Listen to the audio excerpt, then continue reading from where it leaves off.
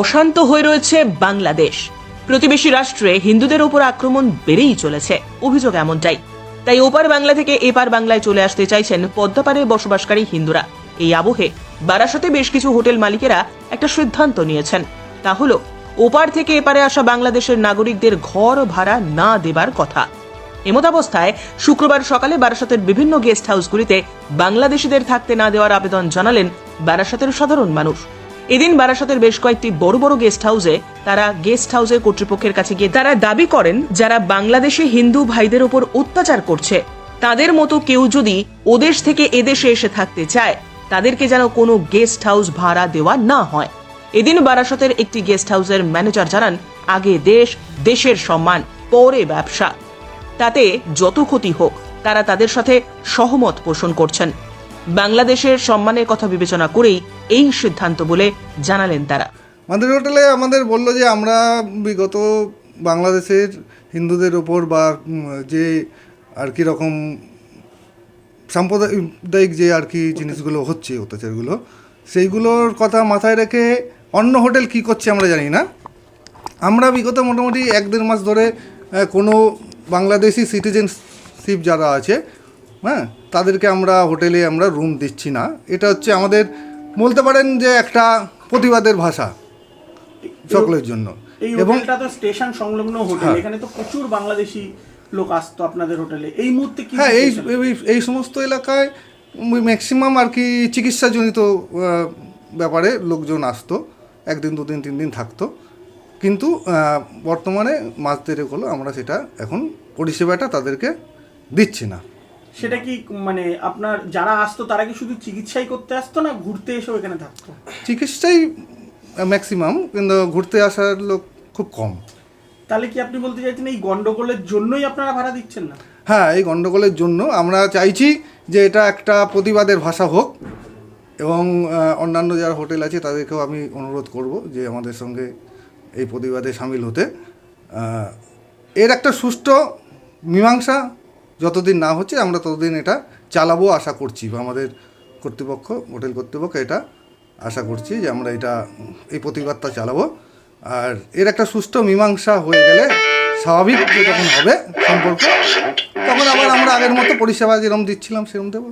কতগুলি হোটেল রয়েছে আপনাদের এই মুহূর্তে? এইখানে আশেপাশে তো মোটামুটি 4-5টা হোটেল আছে, তবে আমাদের 2টো হোটেল আছে। এইটা হচ্ছে Anandalok guest house, Barasat station রোডে, আর এর বিপরীতের দিকে আমাদের একটা আছে হোটেল আনন্দলোক। এই দুটোই হচ্ছে আমাদের। এই মুহূর্তে কতজন বাংলাদেশি আছেন আপনাদের এখানে? এই মুহূর্তে আমাদের এখানে এই হোটেলে একজনও নেই। এবং এই গন্ডগোলের জন্যই কি?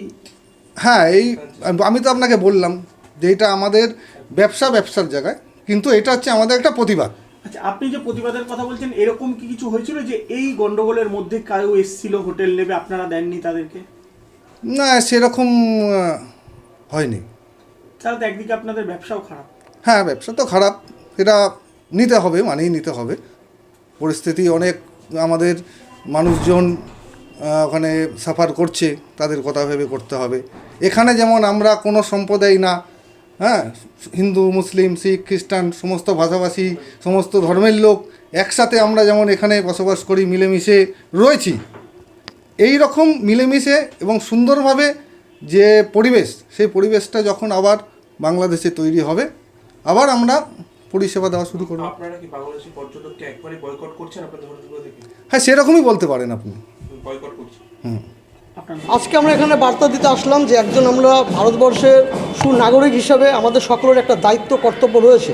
চোখের সামনে আমরা যেটা দেখতে পাচ্ছি, বাংলাদেশে জিহাদিরা যেভাবে ভারত বিদ্বেষী বীজ ছড়াচ্ছে, তারা তাদের দেশে ভারত বিদ্বেষী বীজ ছড়াচ্ছে এবং প্রয়োজনে তাদের স্বার্থে তারা আমাদের ভারতবর্ষের মাটিকে ব্যবহার করছে।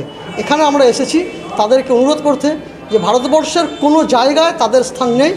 ভারতবর্ষের সরকারের ক্ষমতা রয়েছে তাদের ভিসা না দেওয়ার, আপনার ক্ষমতা আছে আপনার হোটেলে তাকে ঢুকতে না দেওয়ার। তাদের কাছে আমরা অনুরোধ নিয়ে এসেছি যে কোনো বাংলাদেশি তাদেরকে ভারতবর্ষের কোনো জায়গা নেই, আপনারাও আপনাদের হোটেলে কোনো রকম তাদের জায়গা দেবেন না। সেটা কি হিন্দু মুসলিম নাকি সমস্ত? এটা হিন্দু মুসলিম একেবারেই নয়, এটা হচ্ছে বাংলাদেশিদের বিরুদ্ধে আমাদের। আর একটা প্রশ্ন হচ্ছে, আপনারা যখন আজকে এখানে কথা বললেন তারা কি জানালো হোটেল? তারা আমাদেরকে জানালো যে আমরাও আপনাদের মতো করে আমরা ভাবছি, আমরাও একজন ভারতীয় নাগরিক, আমরাও চাই যে বাংলাদেশে যতক্ষণ না সেখানে গণতন্ত্র ফিরে আসছে, সমস্ত ধর্মের মানুষ আমরা এখানে যেভাবে মিলেমিশে থাকি, সেখানে সেই পরিস্থিতি যতক্ষণ না হচ্ছে আমরাও আমাদের এই হোটেল আনন্দলোকে তারাও ঠাঁই পাবে। একটা প্রশ্ন, সেটা হচ্ছে হিন্দুদের প্রতি আক্রমণ হচ্ছে বারবার শোনা যাচ্ছে, তাহলে আপনারা কাদেরকে বার্তা দিতে চাইছেন যে তাদের ঘর দেওয়া না হোক?